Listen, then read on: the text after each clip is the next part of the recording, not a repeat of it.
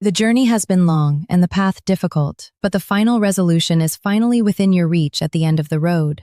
Stay with us as we piece together the last bit of the puzzle. Hit subscribe now and witness the most important ending. Morning of my daughter's graduation, I was standing in the hotel lobby adjusting my blazer when the venue coordinator, a quiet woman named No, I need to stop second-guessing myself.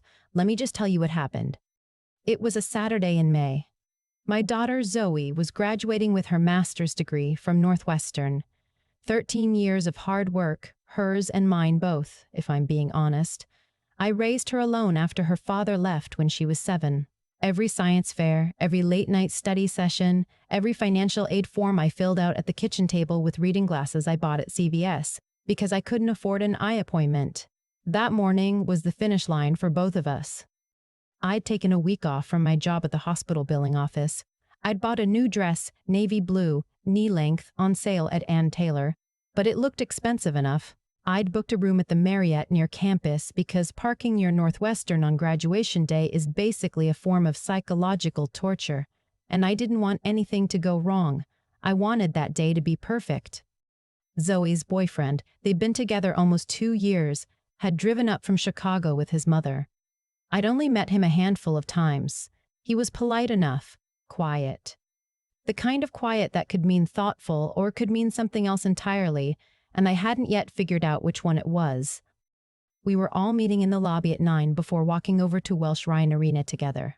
I was there first, which is typical. I am always the first one anywhere. I had my phone out, looking at the photo I'd taken of Zoe the night before at dinner. She was laughing at something her boyfriend said, her cap and gown bag slung over one shoulder, and she looked so much like herself at 7 years old that I had to put my phone face down on the table so she wouldn't see me cry into my pasta. The venue coordinator, her name was Bridget, it said so on the laminated badge clipped to her blazer, was walking past the lobby chairs toward the elevator bank when she slowed down and looked at me. I assumed she was going to tell me the complimentary breakfast had ended or something. Instead, she stopped. "Excuse me," she said quietly. "Are you Zoe's mom? The woman checking in for the Callaway Marsh graduation party?" I said yes. She glanced toward the revolving door, then back at me, and lowered her voice like we were in a library. "I'm sorry to bother you, but someone left something at the front desk last night addressed to you specifically, not to the reservation, to you by name." She paused. "I wasn't sure if I should wait, but you seem like someone who would want to know before your family arrived." She handed me a small white envelope. My name was on the front in handwriting I didn't recognize. Inside was a single note card, the kind you'd buy in a pack of 20 at Target. 3 sentences, no signature. "She doesn't know what he did. Ask him where he was on March 14th. You deserve to know before this goes any further." I read it twice, then a third time. Bridget was still standing there.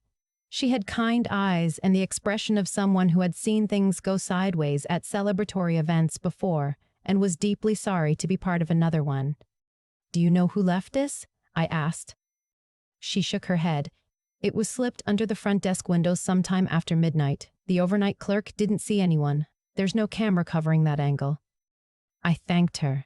I folded the note back into the envelope and slid it into my purse. And I stood very still for a moment, looking at the elevator numbers above the doors, because if I moved too fast, I was going to do something my face would give away. And in 11 minutes, my daughter was going to walk out of that elevator in her graduation dress, and I was not going to ruin this morning. I breathed in.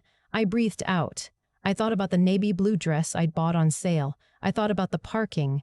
I thought about every single thing I could except what I'd just read.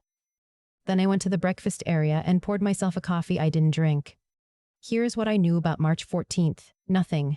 It was a Thursday in mid-March. As far as I was aware, it was an ordinary day for everyone in my life. Here's what I knew about him. His name was Derek. I keep almost typing something else, some placeholder, but his name was Derek, and I am allowed to say it. He was 29. He worked in logistics for a freight company downtown. He had a younger sister, a fantasy football league he cared about more than he probably should, and a habit of sending Zoe good morning texts at 7 a.m. that she'd shown me once with a look on her face I recognized immediately, the specific glow of someone who felt genuinely chosen by another person. I had never disliked him. I had never completely trusted him either. But Zoe was 26 years old and she was not 7 anymore, and it was not my call to make. I sat at that breakfast table for 9 minutes. I watched the waffle iron station. I watched a family with a toddler negotiate over orange juice. I watched the clock. When the elevator opened and Zoe walked out, she was wearing a yellow sundress I'd never seen before, and her hair was down, and she was laughing at something Derek said before she even reached the lobby, and the sound of her laugh hit me like it always did, right at the sternum, like a small, specific kind of grace. She hugged me. She smelled like the same shampoo she'd used since college. "Mom, you're already down here." "Of course you are." "I'm always early," I said. "You know this." Derek's mother arrived 5 minutes later. Her name was Patricia. I almost said it wrong just now. Force of habit from the list I'd spent so many years building without meaning to. She was a sturdy woman from Rockford with a sensible haircut and a corsage she'd bought for Zoe from a florist near her hotel, which I thought was a genuinely nice thing to do. We had met twice before. We had the warm but slightly careful politeness of two women who both mattered to the same young woman and were still figuring out the geometry of that. Derek stood next to Zoe with his hand at the small of her back, and I watched him the way you watch a smoke detector. Not because you think there's a fire, but because you're now aware that there could be one. The ceremony was at 11. We found seats in the arena, the 4 of us, and I put myself next to Derek by accident, or maybe not by accident, I'm still not sure. The brass section was warming up. Programs were being fanned. Somewhere in the staging area, my daughter was lining up with 400 other people who had worked very hard for a long time. I kept my purse in my lap. At some point during the processional, while the graduates were filing in to the kind of applause that sounds like rainfall, I turned slightly toward Derek and said, very quietly, "Zoe told me you were in Cincinnati for work in March. Did that trip go okay?" He nodded without looking at me. "Yeah, it was fine. Just a supplier meeting." "When was that again?" I asked. "I feel like she mentioned it, but I can't remember." He shrugged. "Second week of March, I think. The 12th and 13th. "You were back by the 14th?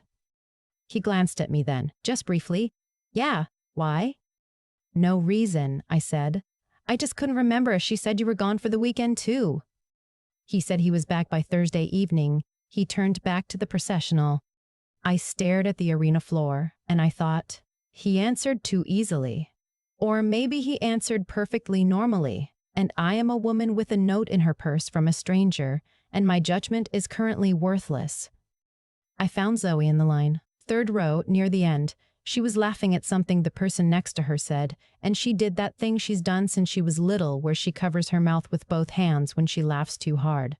And I felt the familiar split-screen sensation of this moment being simultaneously the happiest morning I'd had in years, and the most unsettled I'd felt since her father left. I had not told anyone about the note. Not Zoe, not Patricia, not Bridget, the coordinator who had handed it to me with kind eyes. No one. I spent the entire ceremony with that envelope in my purse like a coal. After the ceremony, we went to brunch. There's a restaurant near campus that does a graduation brunch pre-six, eggs Benedict, bottomless mimosas, the whole thing. I'd made the reservation in January. I'd been looking forward to it since January. I sat across from Derek. I ordered a mimosa I needed and eggs I didn't touch. At some point, Patricia went to the restroom and Zoe got up to take a call from a college friend who couldn't make it. And for about 4 minutes, it was just Derek and me at the table with 2 untouched bread baskets between us. He checked his phone. I checked mine. Then I looked up and I said, "Can I ask you something directly?" He set his phone face down. "Sure. Someone left a note for me at the hotel last night. About you." His face didn't change immediately. That's what I remember. There was a pause, maybe a second and a half, where nothing moved, and then he said, "What kind of note?" "The kind that asks where you were on a specific date in March." Another pause, shorter this time.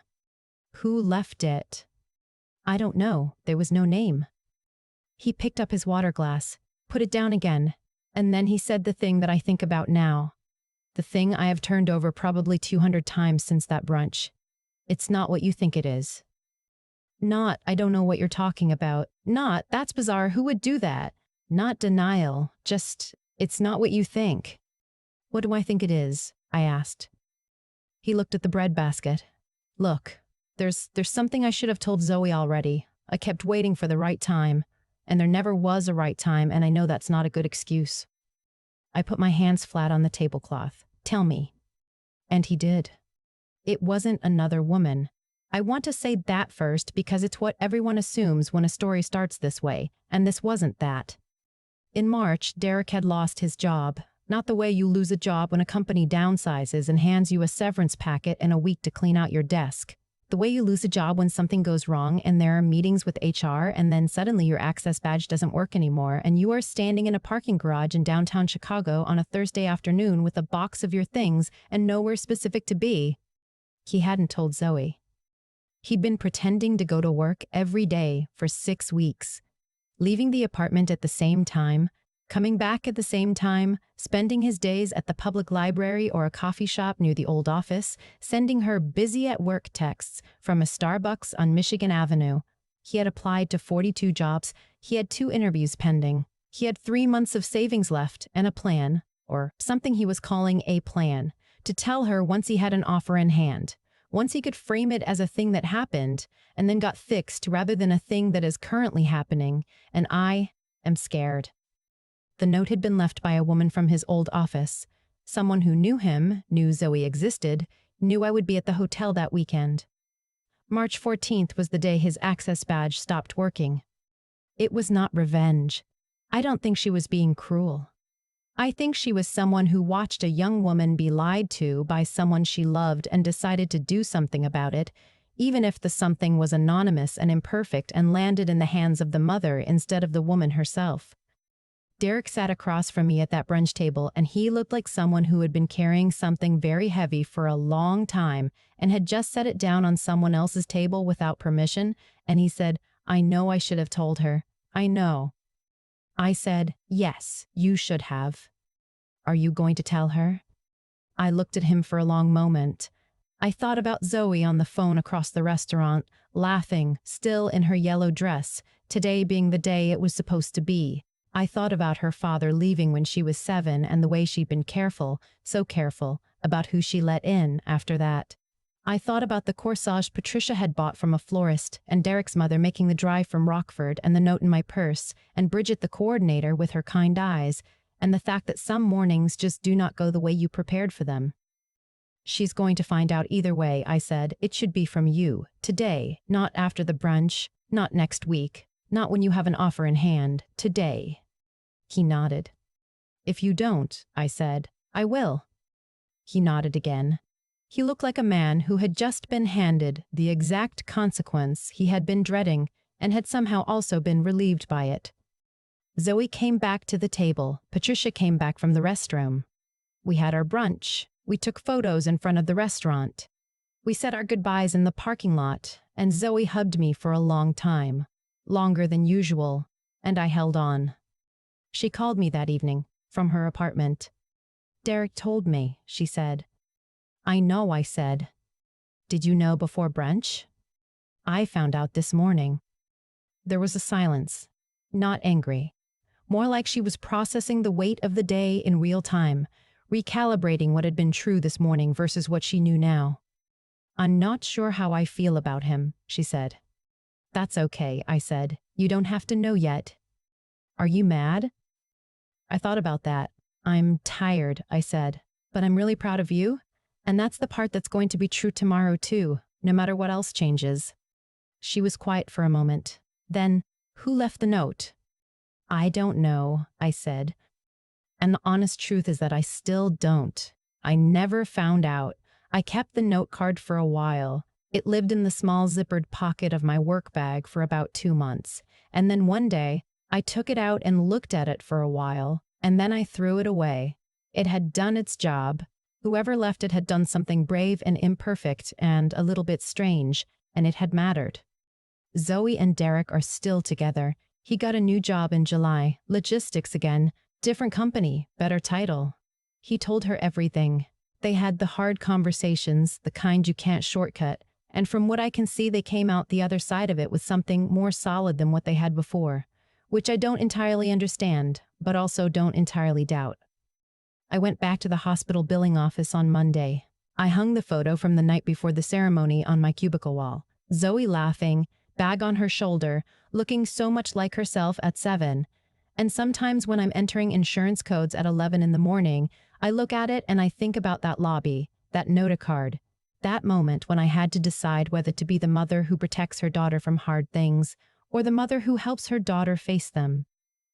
I don't always know which one I am. But that morning, with the mimosa I needed and the eggs I didn't touch, and the man across the table who hadn't yet told the truth, I think I did the right thing.